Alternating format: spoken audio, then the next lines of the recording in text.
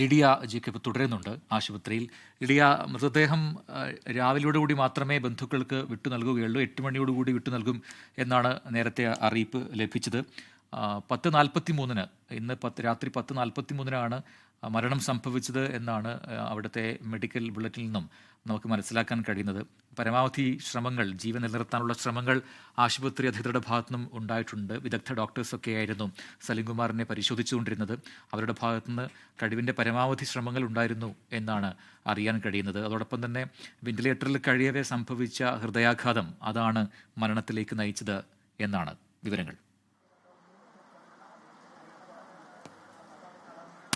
റജിൻ, തീർച്ചയായും നമുക്ക് കഴിയാവുന്ന അത്രയും ചെയ്തിരുന്നു സലീംകുമാറിനെ ജീവിതത്തിലേക്ക് തിരിച്ചു കൊണ്ടുവരാൻ എന്നാണ് ഡോക്ടർമാർ പറയുന്നത്. അത്രയധികം ശ്രമങ്ങൾ നടത്തിയിരുന്നു, പക്ഷേ അത് സംഭവിച്ചില്ല എന്നുള്ളതാണ്. അദ്ദേഹത്തിന് ജീവിതത്തിലേക്ക് തിരിച്ചു വരാനായില്ല എന്നുള്ളതാണ് ഏറ്റവും ദുഃഖകരമായിട്ടുള്ള കാര്യം എന്നുള്ളതാണ്. എന്തായാലും ഇന്ന് അദ്ദേഹം വെന്റിലേറ്ററിലാണ് എന്നുള്ള വാർത്ത കൊച്ചി അമൃത ആശുപത്രി ഏകദേശം രാവിലെ തന്നെ അറിയിക്കുന്നു. അതിനുശേഷം ആളുകൾ വളരെയധികം പരിഭ്രാന്തരാവുകയാണ് ചെയ്തത്. പ്രത്യേകിച്ച് അദ്ദേഹത്തിനോട് ഏറ്റവും അടുത്ത ആളുകളൊക്കെ വളരെ ദുഃഖത്തോടെയാണ് ഒരു വാർത്ത സ്വീകരിച്ചത്. അദ്ദേഹം വെന്റിലേറ്ററിലാണ് എന്നുള്ള വാർത്ത. അദ്ദേഹം ദീർഘനാളായി കരൾ സംബന്ധമായിട്ടുള്ള രോഗത്തെ തുടർന്ന് ചികിത്സയിലായിരുന്നു.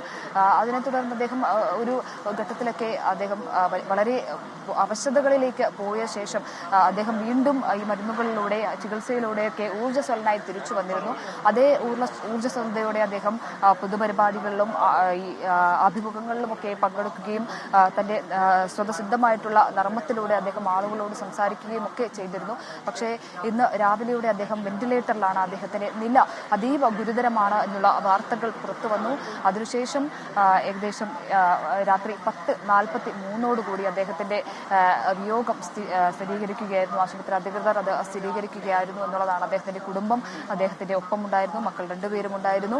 ഒപ്പം അദ്ദേഹത്തിന്റെ ഭാര്യ ഒപ്പം ഈ ഒരു മരണസമയത്ത് ഒപ്പം ഉണ്ടായിരുന്നു എന്നുള്ളതാണ്.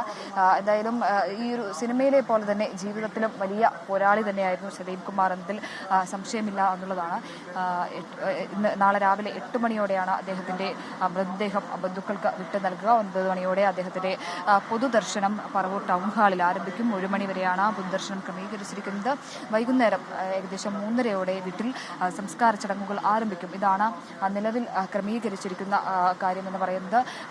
ഞാൻ മുൻപ് സൂചിപ്പിച്ചതുപോലെ തന്നെ സിനിമയിലെ പോലെ തന്നെ ജീവിതത്തിലും വലിയ പോരാളി തന്നെയായിരുന്നു സലീംകുമാർ എന്നതിൽ സംശയമില്ല. പലവട്ടം ഈ രോഗങ്ങളോടൊക്കെ പൊരുതി, തനിക്കുള്ള കരൾ രോഗത്തോടും അതോടൊപ്പം തന്നെ മറ്റ് ശാരീരിക അവശതകളോടൊക്കെ പൊരുതി അദ്ദേഹം ജീവിതത്തിലേക്ക് പലതവണ തിരിച്ചു വന്നത് നമ്മൾ കണ്ടിരുന്നു. അത്രയധികം വലിയ പോരാളി തന്നെയായിരുന്നു. കഴിഞ്ഞ കുറേ വർഷങ്ങളായി കടുത്ത ആരോഗ്യ പ്രശ്നങ്ങളിലൂടെ അദ്ദേഹം കടന്നുപോയി.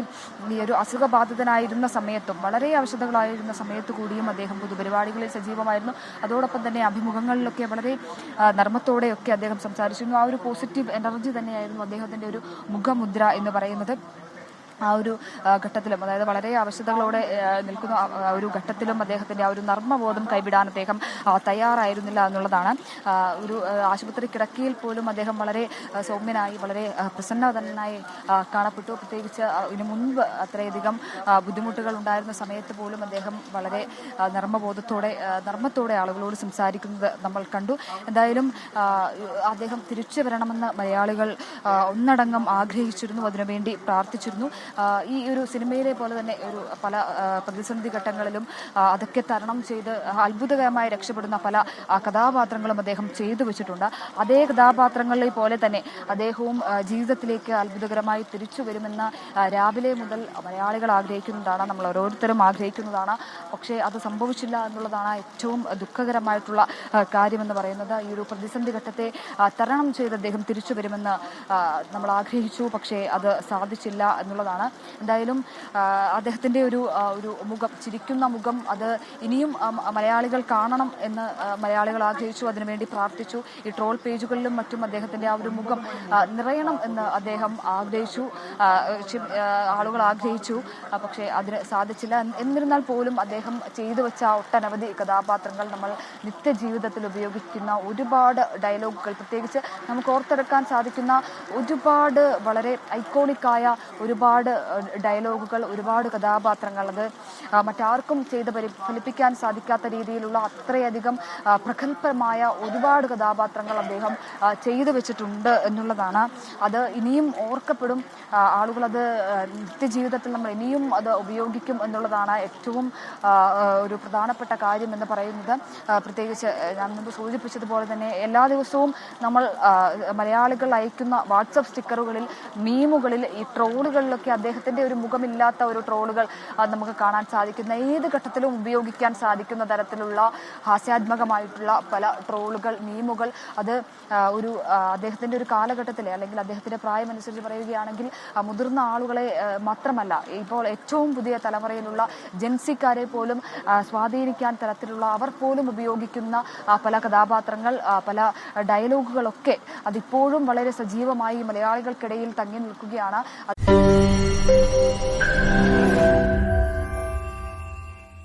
ലോകത്തെവിടെയായാലും ഏത് സമയത്തും 24 വാർത്തകളും ഓഗ്മെന്റഡ് റിയാലിറ്റി പാക്കേജുകളും എക്സ്പ്ലെയിനറുകളും വിശദമായി കാണാൻ ഞങ്ങളുടെ യൂട്യൂബ് ചാനൽ നിങ്ങൾക്ക് സബ്സ്ക്രൈബ് ചെയ്യാം.